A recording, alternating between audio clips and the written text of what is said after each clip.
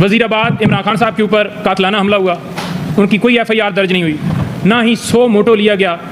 उसके लिए हमने जाकर रजू किया, लेकिन उसके बावजूद 100 मोटो नहीं लिया गया।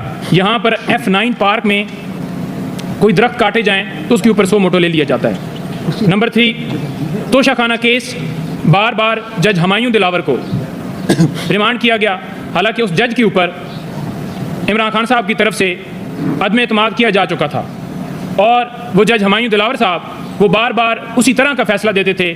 सेम नौइयत के फ़ैसले देने के बावजूद उनके पास केस सारे भिजवाना ये आपके सामने है।